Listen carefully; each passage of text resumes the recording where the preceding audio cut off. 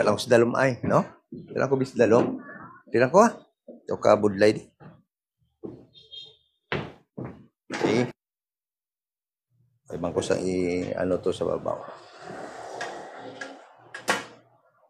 So, mayong agagid sa tanan kag padayon ta sa atong Bible study.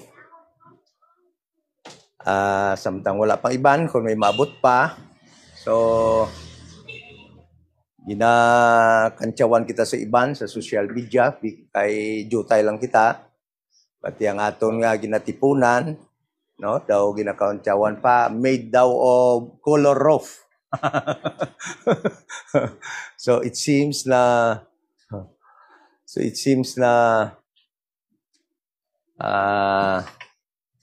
but the truth is that numbers do not matter, no? Kahit di kabalumantang ever since this world is inimical against the truth, inimical against God. Kaya because Satan is very busy, no?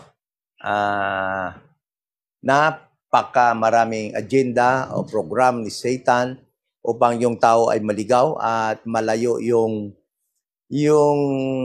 tanaw sa pagsik, no, ng katotohanan. Kala nila okay na yon.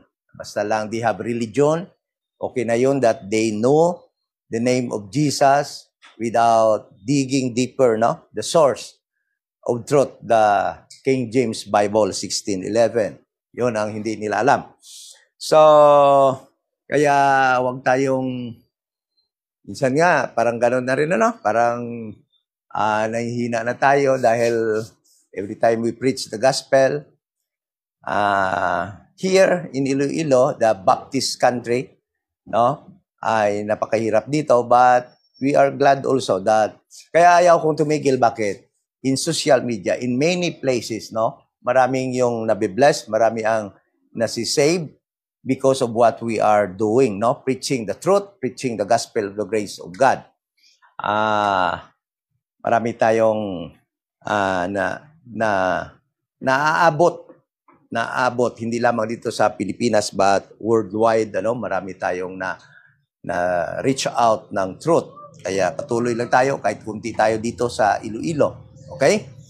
So about yung medyo masaya ngayon sa social media because there are some Baptists, no, my former denomination, no, na medyo nagagalit na sa mga tinatawag nila na tithe haters, ano? At tayo yun. Yung mga hindi nagtuturo na dapat mag-tithe sa panahon na ito ng dispensation of the grace of God. Dahil they actually admitted na tinatamaan yung offerings nila, yung collection nila, because it means that the truth been preached and maraming natututo at nakikita ng katotohanan. The tithing is not for us today, for the body of Christ. It is only for the Jewish people. It was commanded by God to Moses to collect tithe, to tell the 11 tribes of Israel, no, upang pagsabihan ang 11 tribes of Israel that when they reach, no, na kung dumating na sila doon, in fact, nung panahon nandoon pa lang sila sa wilderness, hindi pa sila nagbibigay ng tithe. Wala naman sila ibibigay pa. Because tithing only will start if they will reach, no, or makarating na sila doon sa land of promise and they will begin to till the land. Doon mag-umpisa yung pagbibigay nila ng tithe. Because tithe, the 10th part, is actually from the produce of the land. And alam nyo na hindi nga pwede ang galing sa fishing.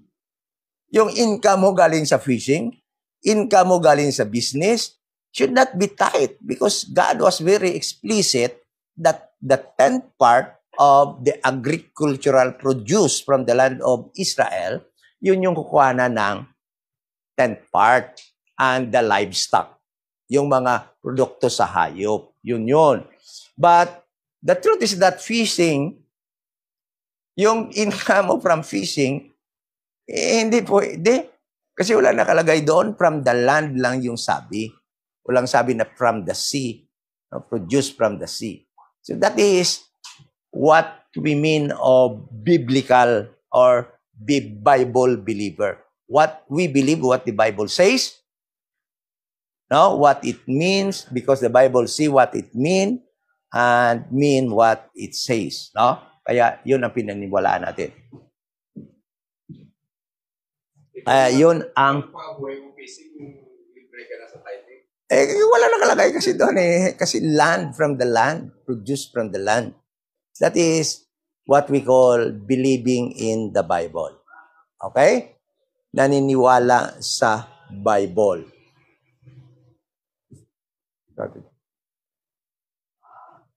Jake, ikaw lang. So, dapat. Okay? So, but then they are throwing me some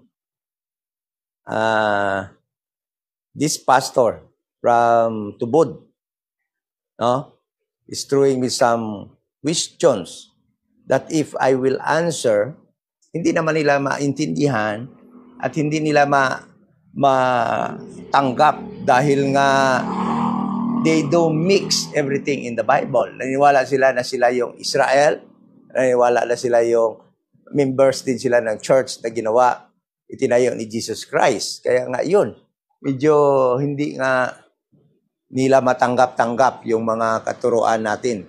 Pag i-explain natin na sa kanila that Jesus Christ came only for His people during His earthly ministry. No? Wasn't only to Israel. Okay? But that is not our topic for today. Topic natin ay patuloy tayo mag-aaral sa book of Romans, chapter 11, in our series of studies in the book of Romans. Okay? So, tapos na natin yung chapter 11, verse 13 to 14, and we are right now, sa next verses. And the next verses until from 15 to verse 25 ay tungkol po ito sa grafting, no? At ang topic na ito, alam naman natin na napaka-controversial din ang topic na ito. Dahil nga maraming divided, even RD community are divided, no? What is the truth? No? What is the truth, no? With regard to grafting, no, sa olive tree na nababanggit dito. At yan yung pag-aaralan natin sa araw na to.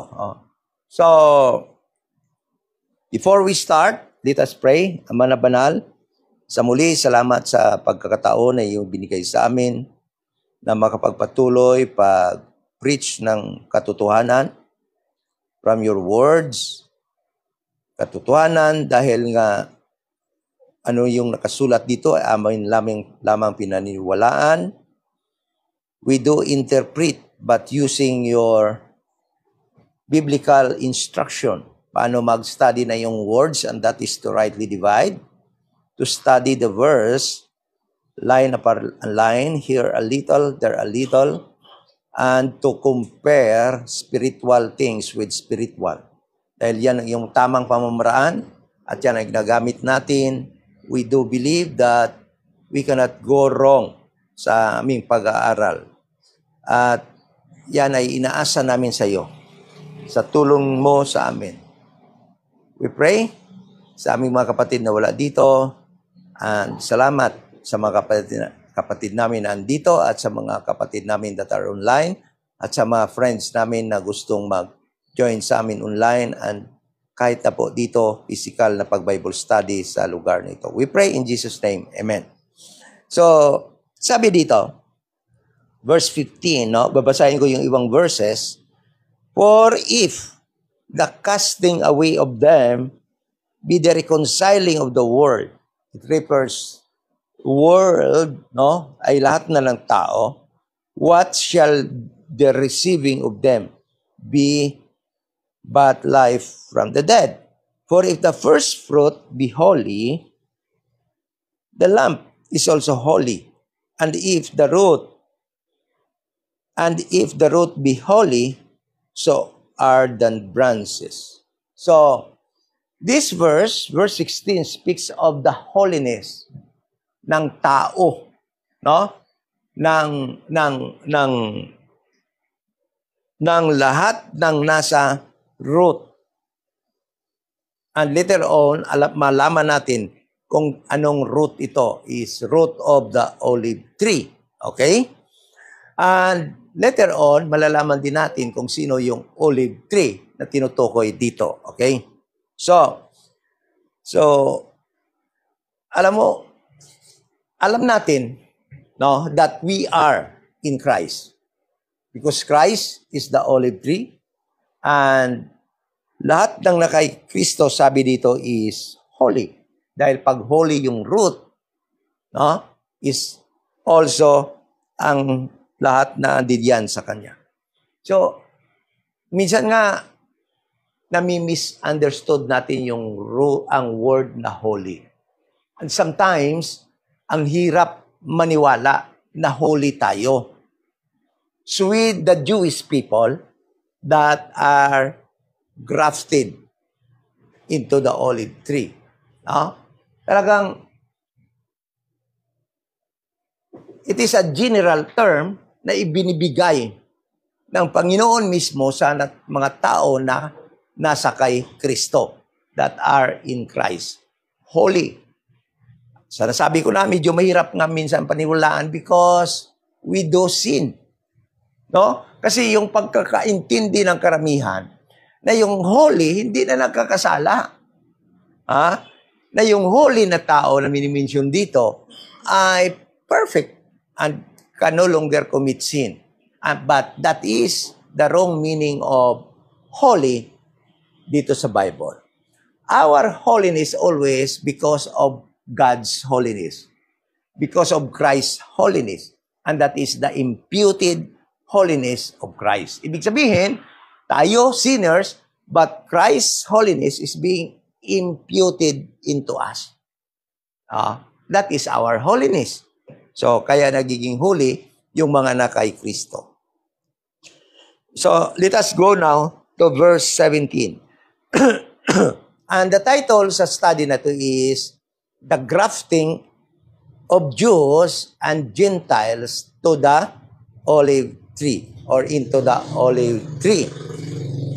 So verse 17, sabi dito, and if some of the branches be broken, referring to the Jewish people, no, the original branches of the olive tree, no, na hindi na saved sa gospel of the kingdom. They were temporarily cut off or cast away. Nabasa natin sa verse 15, for if the casting away, meaning they were cut off from the olive tree. Okay? So, who are these natural branches na na-cut off? Yun yung mga hindi na saved, no, sa gospel of the kingdom preached by John the Baptist, by Jesus Christ, and the 12 apostles until sa Acts chapter 7 and until matapos ang extension or matapos yung pag-reach out ng Panginoon sa kanila from Acts chapter 8 hanggang Acts chapter 12. Dahil doon nag-umpisa sa Acts chapter 8, nung mag-time na nag-scatter sila dahil sa persecution, that was the time that ni-reach out ng God through the apostles, no, na nag-scatter ang lahat ng Jews living in the Gentile countries. Okay? But after that, they were cut off, yung mga hindi nag-believe sa gospel of the kingdom. Okay?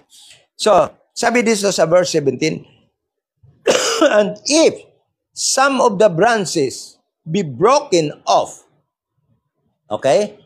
Be broken off. And thou, being a wild olive tree. Okay? So may ara, wild olive tree. Thou. So, the thou here, kailangan maintindihan natin kung sino itong thou na tinatawag being the wild olive tree. So, alam naman natin that Paul was speaking to the Gentiles at this time.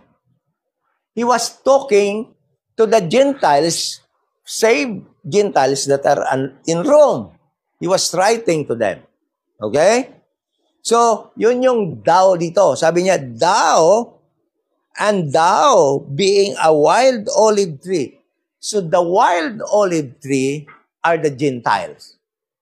Okay? The Gentiles. The branches,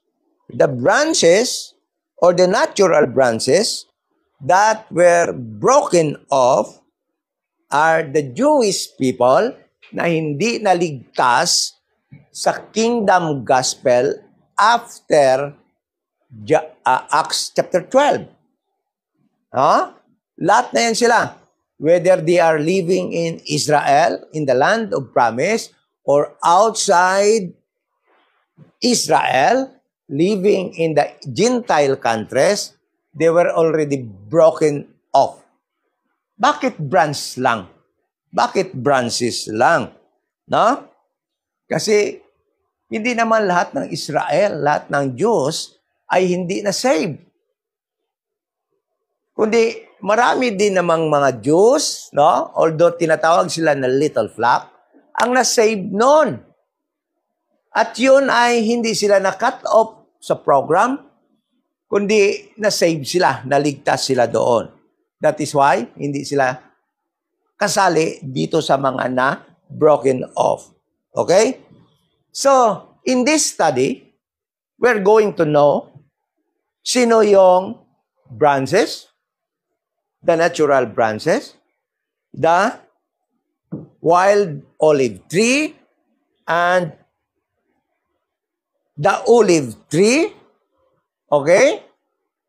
Then, what program, what device God used to graft them into the olive tree. Okay? Yan yung mga dapat natin malaman dito to understand this study. So, alam na natin that the branches always refers to Israel. Okay? John chapter 15. John chapter 15, sabi dito, verse 1, I am the vine, and my Father, I am the true vine, and my Father is the husbandman. Every branch in me that beareth not fruit, he taketh away, and every branch that beareth fruit, he purges, and that it may bring forth fruit. So, alam naman natin that the branches, pag nagtawag ng Diyos ng branches, I always refer to Israel. Okay? So, the branch here in Romans chapter 11 verse 17, the branches mentioned here are the Jewish people that were not saved sa kingdom gospel. Then, after sang pag-reach out sa mga Jews living outside Israel until Acts 12, then after that, itong mga tao na to na hindi na saved, hindi na believe sa kingdom gospel, ay ito yung mga tinutukoy dito na mga branches that were broken off, na tinanggal sa olive tree. Okay? But sabi niya dito, and thou, referring to the Gentiles, thou, being a wild olive tree. Bakit tinawag tayong wild olive tree ang Gentile? Bakit? Dahil hindi tayo part ng Israel. Okay? Hindi tayo a part ng Commonwealth of Israel. We are outside of the Commonwealth of Israel that were called by God branches. Okay? Ng olive tree. So sabi niya dito,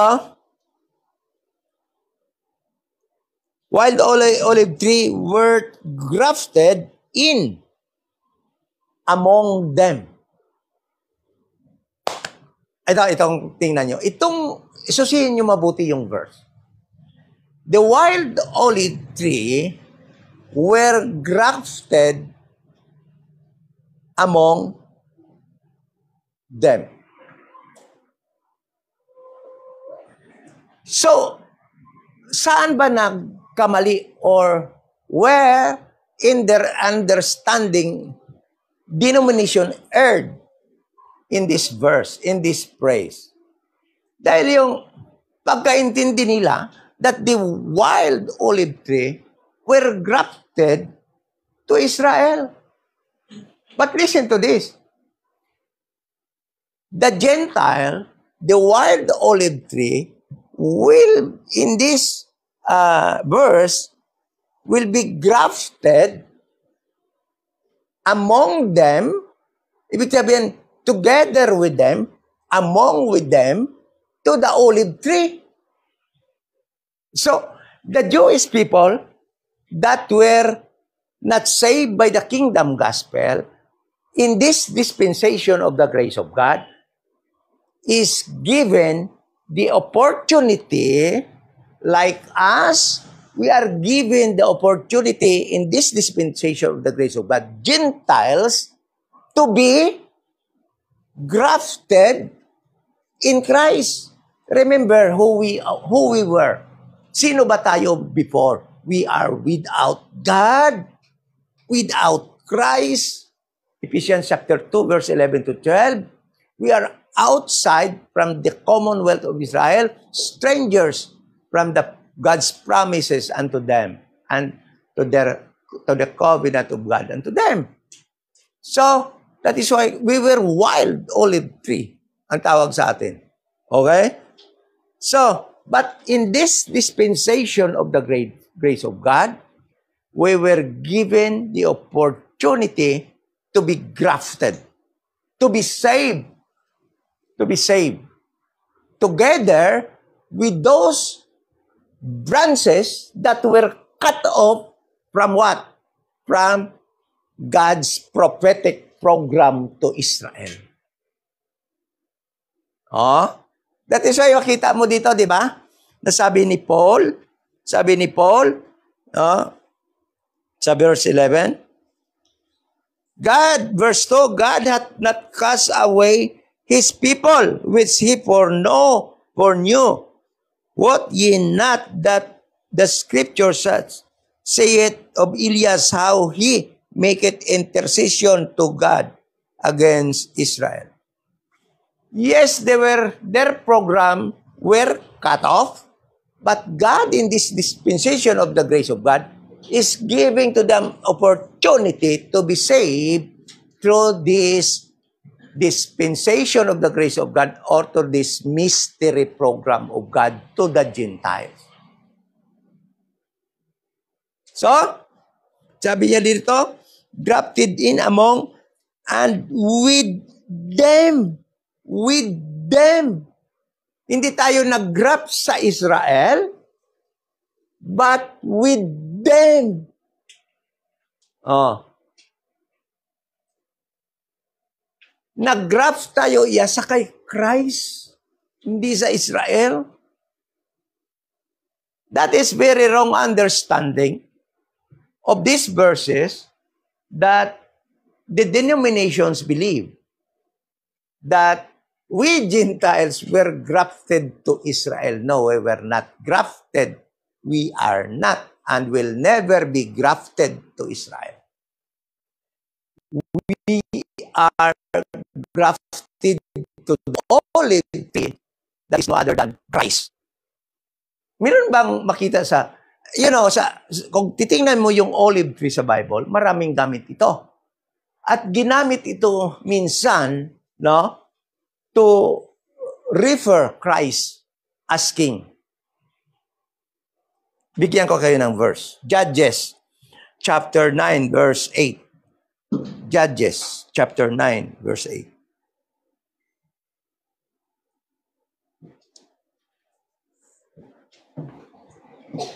Judges, chapter 9,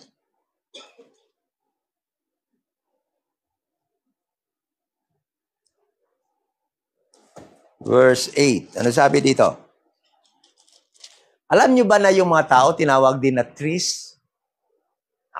In the Bible, people been called sea. People been called trees. Listen to this, Judges, ano to? Sabi ko?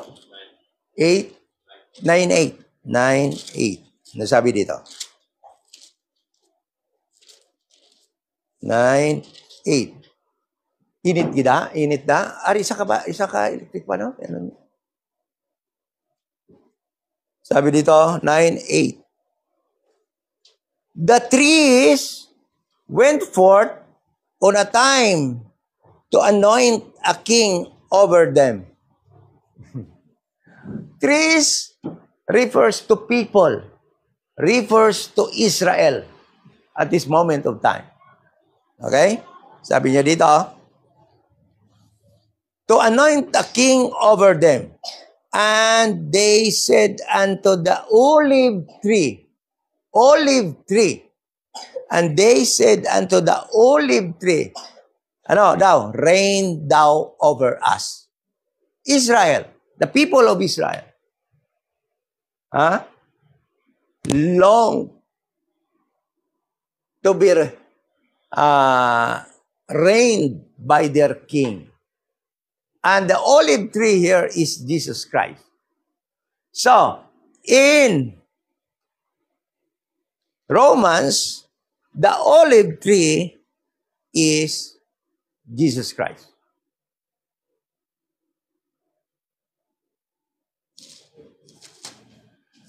Sabi niya dito, and if some of the branches be broken off, and thou, Gentiles, being a wild olive tree, were grafted wild. I'll explain it again. Wild because we are not part of that program of God to Israel. We are outside from the covenant. Wild, pag sinabing wild, di ba? You are at a loose. You are not inside sa turel. Wild olive tree, grafted in among them, and with them partakers of the root and fatness of the olive tree. Nagiging partaker tayo ng fatness. Sang root and fatness of the olive tree, which is Christ. So, these verses actually, was written, penned by Paul to give us warning not to boast of ourselves as a Gentile in this even in this dispensation of the grace of God, na manikal na magmayabang na tayo because we are in this dispensation of the grace of God. God is dealing to us Gentiles. Listen to this next verse. Sabi niya dito, boast not against the branches. Huwag nating pagyayabangan yung mga Jewish people, although they were temporarily cast out and broken from the olive tree. Sabi niya dito, but if thou boast, thou bearest not the root, but the root thee. Ibig sabihin, we are nothing to boast about dahil talaga namang binubuhay o sumampay lamang tayo doon sa root, which is Christ.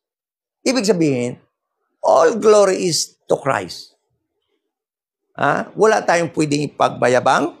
Hindi natin pwedeng pagmayabakan yung mga Jews, mga Hudiyo. Tingnan nyo, wala na kayo. Temporary cast out dahil para lang ma-graft in kami.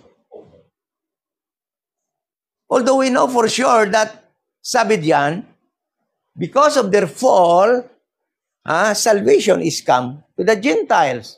But still, knowing that verse, wala pa rin tayong ipagmayabang. Nothing to boast. O dahil nga nahulog sila, buti nga sa inyo. Pumunta sa amin yung salvation.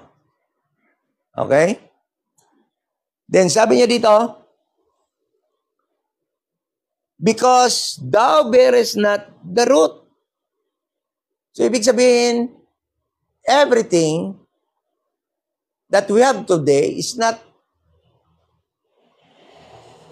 ours or not, hindi naman galing sa atin lahat, but galing sa kay Christ, kay Jesus. Okay? Sabi niya dito,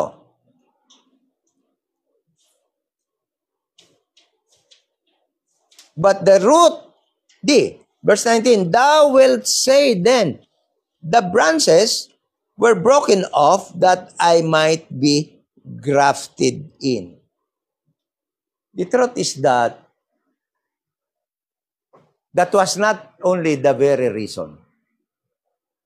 The true reason of why God grafted us or gave us the opportunity, Gentiles, in this dispensation of the grace of God, is because of their unbelief. Because they did not believe Jesus Christ as their Messiah. That's the very reason. Because of their unbelief, that is why they were broken.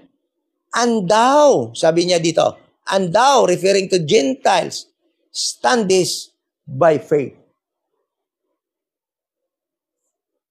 Be not high-minded, but fear. Okay, but Paul issued such warning that in this dispensation of God,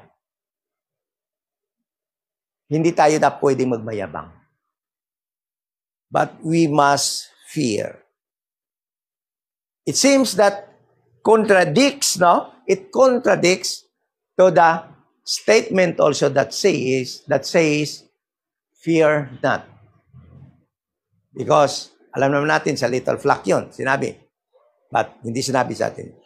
But, nagko-contradict din dyan sa statement na we should have peace. Because, kung meron kang fear, isigurado wala kang peace. O, di ba? Ano ibig sabihin dito? But fear. Then, the next verses will tell us. Sabi na dito, for if God spared not the natural branches, take heed, lest He also spare not thee. Ito pa. Sabi nila, tingnan mo, pwedeng mawala yung kaligtasan, pwedeng hindi ka maligtas, o pag naligtas ka na, talagang ligtas ka na. Yung ibig sabihin dito ni Paul, na Gentiles at this moment of time, should also fall, should also be spurred by God, and when it will happen. Paul here is speaking to the, what? To the fullness of the Gentile. That you should fear, yung mga referrings, ang ina-address dito ni Paul, ay yung mga hindi pa naka-receive sa gospel of the grace of God, nang hindi pa naka-believe sa gospel of the grace ng mga Gentile, na nag-i-extend pa, na hindi pa sila nag-believe sa gospel of the grace of God, because sabi ni Paul, God might not spare you also. Paano ang God hindi mag-spare sa mga Gentiles? Kagaya ng mga Jews. Yung mga Jews did not spare the Jews, no? Ang God hindi nag-spare sa mga Jews by the time the prophetic program being postponed. That was the time. So the only thing that the Gentiles, no, will not be spared from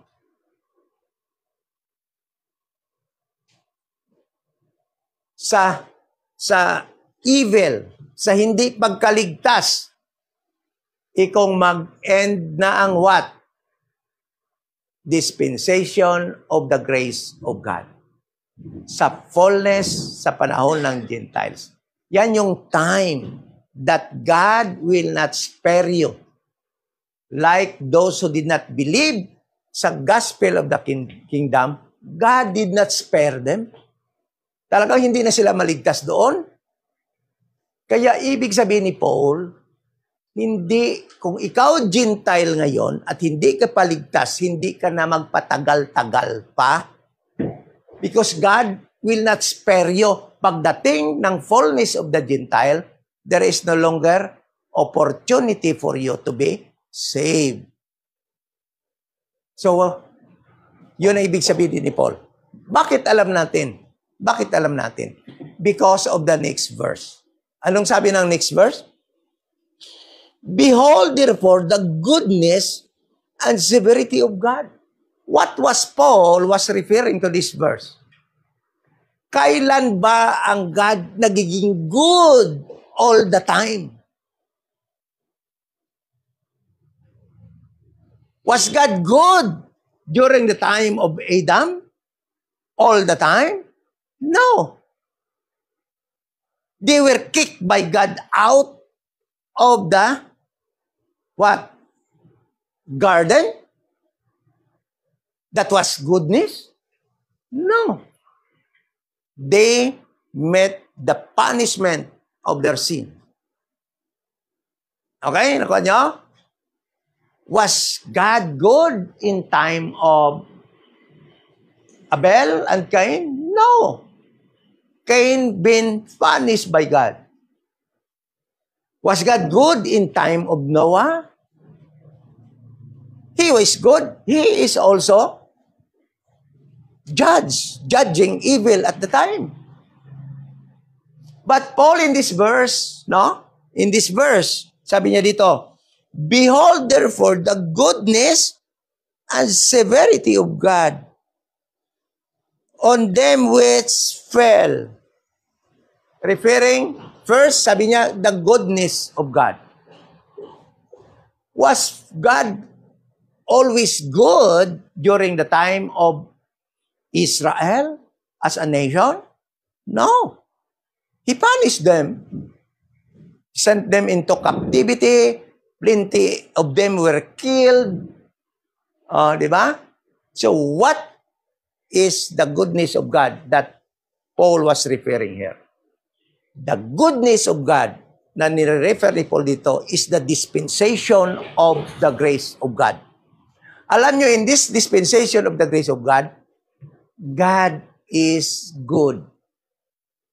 God is not judging any sin. Kahit na anong kasalanan mo ngayon, hindi ka papatay ng Diyos. Kung namatay ka man sa sakit, dahil nagka-cirrhosis ka sa sa atay mo, dahil sa inom, kasalanan mo yon. Hindi yung kasalanan ng God. Hindi ka pinatay ng God. Because God is offering only, ano ngayon? Grace. Grace, mercy, grace, please receive my grace. So, ayun to yung nire-refer ni Paul. Di Paul sabi, tingnan nyo yun, behold, ang kabaitan ng Diyos. Ngunit sabi niya, severity, but severity unto them that fall. Fall ba? Sabi niya dito. But severity toward the goodness, sabi niya dito, but severity of God on them which fell. Anong ibig sabihin nito? Yung pag-cut off, severe, means cut off. But sabi niya, yung pagputol ng Diyos sa inyo, sa mga nahulog. They were broken off from the olive tree. Oh, tingnan nyo. Ha? So, Paul at this moment of time was telling the Gentiles, huwag kayong magmayabang. Instead, fair, na hindi pa kayo naligtas, hindi pa kayo nakabilib sa gospel of the grace of God, sa goodness ng God. Dahil yung goodness niya yan ay mag-e-end in the fullness, sa time na fullness ng Gentiles. And pagdating ng panahon na yan, there will be no way for you to be saved sa goodness ng Panginoon. Referring sa dispensation of the grace of God na nag-umpisa sa Acts 9 hanggang sa rapture. We are now living in the dispensation of the grace of God, which God offers only His goodness. Kahit nagkasala ka na, tanggapin, believe ka sa gospel of the grace of God, you will be saved. Pag nagkasala sila dati, sabi ng law na binigay kay Moses, batuhin niyo yan. Nag-adultery yan, babaeng yan. Batuhin niyo yan para mamatayan at mawala doon sa bakit babae lang? Yun lang talaga sa law, babae lang makakumit ng adultery. Yung lalaki hindi pwede. Meron ba ang lalaki na naakusar sa adultery? Wala. Dahil walang law na nagsasabi ang lalaki makakumit ng adultery, babae lang. So, yun. Ngunit gayon, goodness ng Diyos, goodness. But sabi ni Paul, sabi niya, hindi ka spare ng Panginoon. Pagkatapos ng fullness of the Gentile, pagkatapos ng dispensation of the grace of God, putol ka. Wala na. You will be severed from the goodness of God. And you will now, what? Face the full wrath of the Lord God sa 7 years tribulation. Because that is the next event that will happen after the fullness of the Gentiles. Okay? So, behold therefore the goodness of God, the goodness and severity of God. So, ibig sabihin ni Paul, i-consider mo, Gentile ka ngayon, i-consider mo yung kabaitan ng Diyos at yung pagputol ng Diyos sa mga tao na fail, nahulog. Ibig sabihin, inabutan ng end ng prophetic program. Okay? Paano sila? Ibuti na lang, mayroon pang sumunod na dispensation of the grace of God. They can be grafted into the olive tree.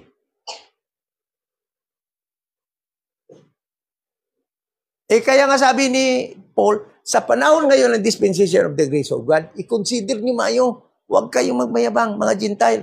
Kailangan, hindi kayo, sa pinakamadaling salita, sinasabi ni Paul, dapat hindi kayo abutan na matapos itong dispensation of the grace of God. Or mamatay kayo, or buhay kayo na matapos ang dispensation of the grace of God dahil you will be severed from the goodness of God in this dispensation of the grace of God. Then, ano kaagad ang mangyayari? You'll face the wrath of God sa tribulation period. Mabuti na lang kung ligtas ka pa sa tribulation period. So, sabi niya dito, if thou continue in His goodness, otherwise, thou also shall be cut off. Kita mo? So ito yung, pag hindi mo naintindihan yung verse, kung anong ibig sabihin dito, magsasabi, ito naman sabihin nila, tingnan mo, mawawala yung kaligtasan mo, cut off sila, na-cut off pa sila. Paul here is talking to the unsaved Gentiles na hindi pa na-save, nag-believe sa gospel of the grace of God, upang hindi na magpatagal-tagal pa mag-believe sa gospel of the grace of God. Dahil sabi ni Paul, baka abutan ka ng pag-end ng dispensation of the grace of God, ng goodness of God. Consider, behold the goodness of God in this dispensation of the grace of God. The goodness of God here is the dispensation of the grace of God. Ito lang yung panahon that God offers everything that is good. Kahit magdakaw ka, sabi ng Diyos, grace. And peace. Believe the death, burial, and resurrection of Christ to be saved. Why? So magnakaw ka ngayon, hindi ka paparusahan. You will face the full force of the law of the land. Yan, delikado. Delikado ka gidya. Dahil, pag nanakaw ka ngayon, sinong kakalabanin mo? Yung law of the land natin. You will be put in prison. But God never said na hindi ka na maligtas dahil nagnakaw ka. Papatayin kita dahil nagnakaw ka. Grace pa rin yun yung offer niya. That is the goodness of God in this dispensation of the grace of God. Kuha natin? So bakit hindi tayo magnakaw? Bakit hindi tayo dapat gumawa ng kasalanan? Because we will be punished sa ating law of the land. But God, sabi na nga ni Paul, we are not under the law. So ibig sabihin, yung law na yon na binigay kay Moses ka na tell you, uy, nagnakaw ka, you will be stoned. Nag-adultery ka, you will be stoned. No, because that law is not active in this dispensation of the grace of God. Isinasabi ko bang magnakaw kayo? Gumawa kayo ng mali? Hindi. Because, hindi ka maano. But after you are saved, Paul penned from Romans to Philemon how we believers should live our lives. And that is righteous living. Okay? Basi maintindihan. Baka sabihin nyo, yung si brother nagtuturo na maging masama ako. No. Sinasabi ko lang na ang Diyos ngayon ay hindi nagja-judge kung ano mang kasalanan mo. Yung ino-offer niya, grace pa rin. Pero pagkatapos ng rapture, sang fullness of the Gentiles, doon ka gumawa ng kasalanan. Tingnan natin doon kung anong abilidad mo sa tribulation period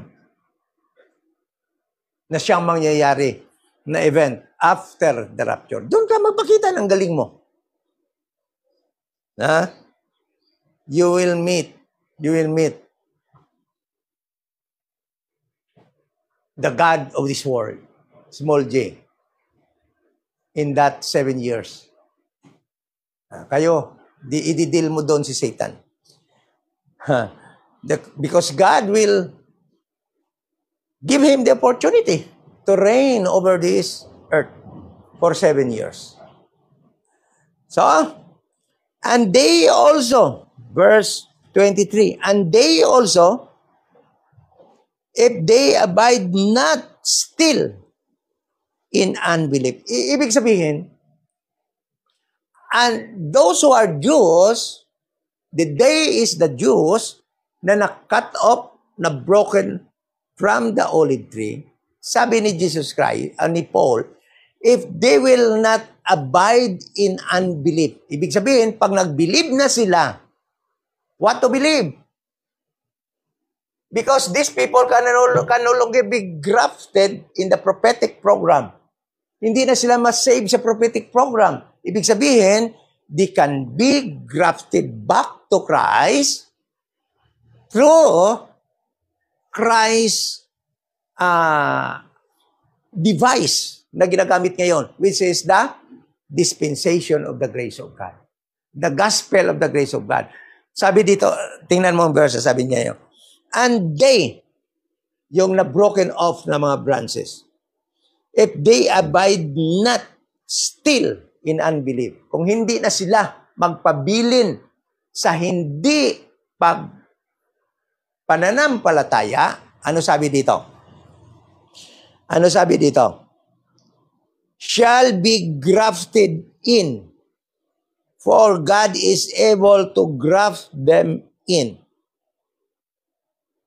You know, alam nyo, walang hindi magawa ang grace of God. Ganun. Anong sabi? Anong sabi ni Paul sa Romans?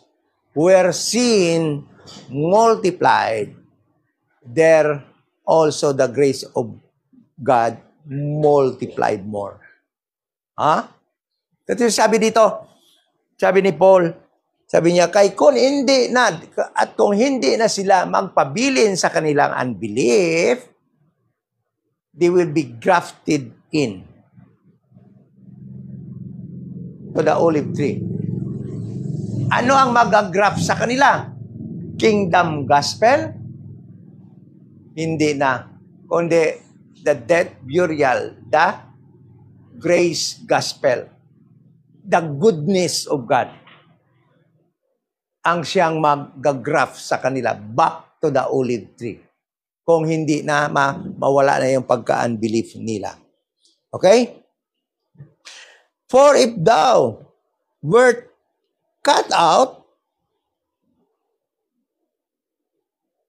of the olive tree which is wild by nature, referring to us Gentiles, and were grafted contrary to nature into a good olive tree. Oh, ganda ng mga sinabi ni Paul dito. Kaya kung kayo na wild in nature, kamo ng mga Gentiles, no? Who were cut off before, because you are not a natural olive tree, sabi niya, you are wild olive tree, sabi niya dito, we're grafted contrary to nature. Kumbaga nga, alam mo ito, parang nakikita ko dito yung markot, di ba? Hindi ka nga karapat-dapat contrary ka nga sa nature kasi mangga ito, olive tree ito, wild ka, may pagkamangga-manggahon ka, but gin-graft ka dito. Di ba ganon ang grafting? Parang markot, no? Parang ganon. So, sabi niya, contrary ka nga sa nature kasi hindi ka nga natural olive tree.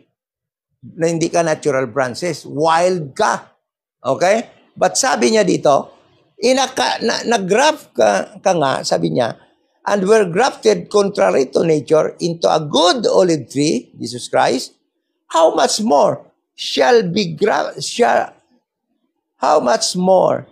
this, which be the natural branches, be grafted into their own olive tree? It speaks of their being covenanted people of God.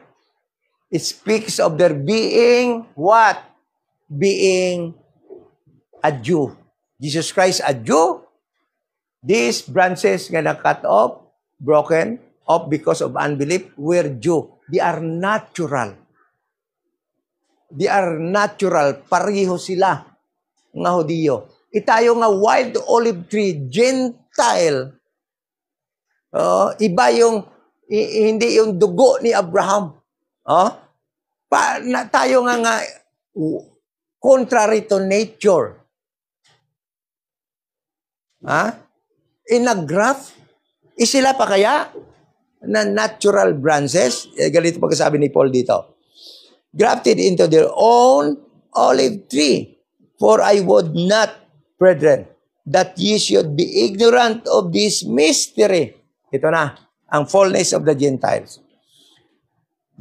That ye should be wise in your own conceits, that blindness in part is Israel until the fullness of the Gentiles become. Then, what then?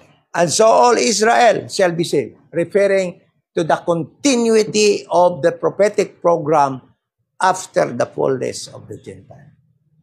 But at this moment of time, Israel, na hindi naligtas sa prophetic program, gospel of the kingdom, were cut off, but they were given the opportunity to be grafted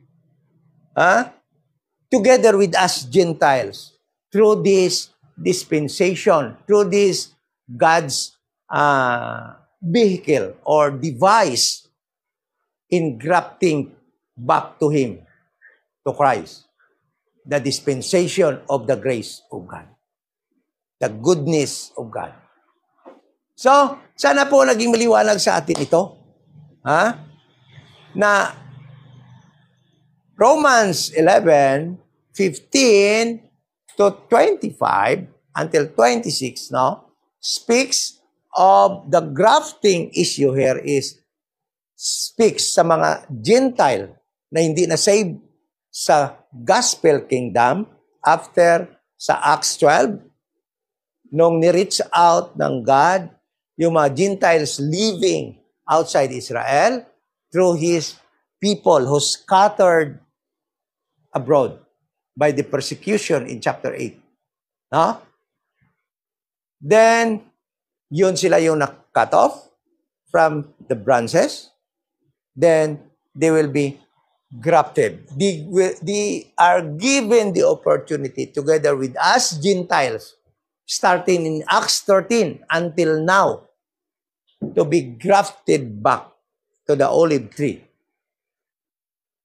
through the gospel of the grace of God, through the goodness of God, His mercy, His grace. Yan yung ibig sabihin ng grafting dito sa Romans chapter 11, verse 25. Sana naging maliwanag, no? Then, do not confuse yourself in verse 27. Pag sinabi niya, because all Israel will be saved, Paul here is speaking a different subject. It is all about the restoration of Israel in his prophetic program. Yan na yun. Okay? Iba yun kaysa diri sa grafting na sinasabi ng ni Paul sa Romans chapter 11, verse 15 to 25. Okay? So, any question regarding sa aton topic?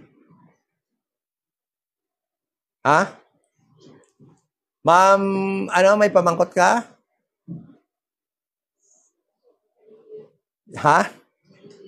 Init?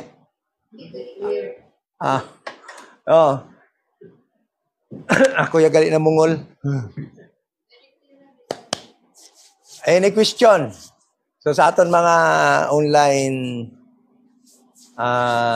Bible study viewers, no, nag-join sa atin, you can also ask question. No? Then, bigyan natin ng panahon yan upang sagutin. Okay? Alam na natin, intindihan natin, hindi na tayo mako-confuse. We have now clear understanding kung anong ibig sabihin dito sa grafting na ito, na marami ang mga belief, no? Iba-iba, nadi-divide sa tamang katuroan dito dahil nga ang pinakamadali nilang maintindihan daw is that yung Gentiles is nag-graft sa Israel. So, alam nyo kung nag-graft tayo sa Israel, blinded din tayo ngayon. Dahil sabi nga na doon sa Biblia, they were blinded temporarily in this dispensation of the grace of God. Kaya nga hindi sila binulag ng God, sila mismo nagbulag sa sarili nila. Because ang God, talagang gusto niyang God nga maigraft sila kay Jesus Christ. Gusto talaga ng God na maligtas din sila. That is why they were given the opportunity to be grafted to Jesus Christ, to the olive tree, even though na-miss na nila yung prophetic program, prophetic salvation para sa kanila. But the problem is that it was prophesied, alam ng Diyos na talagang magmatigas sila, kahit may mata sila, nakakita, pero hindi nila maintindihan. Ayaw nila talaga tingnan, ayaw nila pakinggan. Yung puso nila, papatigasin nila. Yun ang pangyayari. So it was their making sa sarili nila na binulag nila, blinded sila. Hindi naman actually God, but it was their own making with the help of sino? Sino? Satan. For the God of this world hath blinded them. Those who will not believe the gospel of the grace of God. Okay? So, thank you so much, and let us pray so that we can have short fellowship. Ama na banal, salamat sa Bible study, salamat sa learning, salamat sa katotohanan. Sana po maging totoo sa amin ito, at sana po ay magiging aral din po ito sa mga kapatid namin na nag-join sa aming Bible study online. Thank you so much, and we're praying, O God Lord, sa aming mga kapatid na wala dito.